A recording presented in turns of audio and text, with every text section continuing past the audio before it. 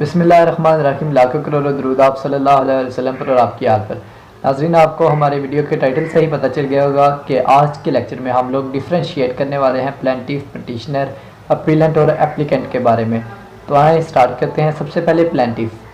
Plaintiff जो होता है ये सिविल केसेस में जो शख्स जो केस फाइल करता है उसे प्लेंटिफ कहा जाता है। इसके लिए civil case first of all, second इसमें सिविल कोर्ट में ये जो केसेस हैं ये फाइल किए जाते हैं। अब ये फाइल किए जाते हैं जब किसी भी कॉन्ट्रैक्ट की, लॉ ऑफ कॉन्ट्रैक्ट की जब वायलेशन होती है या उसका खिलाफ वर्जी होती है, ब्रीच किया जाता है उसे। उसके अलावा लॉ ऑफ टोर्ट की ब्रीच होती है जब, तब इसे फाइल किया जाता है। पाकिस्तान में वैसे लॉ ऑफ टोर्ट जो है वो अप्लाइकेबल नहीं है। उसके अलावा अब सेकंड इसमें आ जाता है पिटिशनर।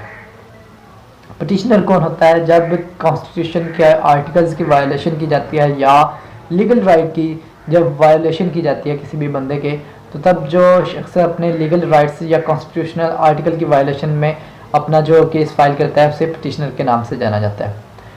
अब आ जाए एप्लीकेंट।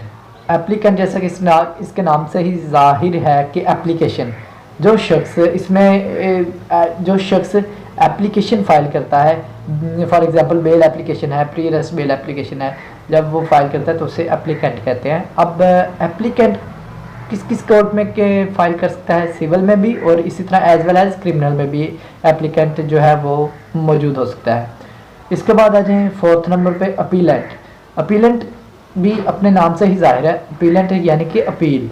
अब अपील इन हाई कोर्ट भी हो सकती है, क्रिमिनल में भी हो सकती है, सिविल केसेस में भी हो सकती है और ये सुप्रीम कोर्ट में भी फाइल की जा सकती है। तो नाज़रीन, यही इन चारों में बेसिक सा डिफरेंस मैंने आपको बता दिया है, प्लेंटिफ के बारे में, पिटिशनर के बारे में, एप्लीकेंट के बारे में और अपीलेंट के बारे में। तो उम्मीद करता हूँ आपको आज की हमारी वीडियो जो है वो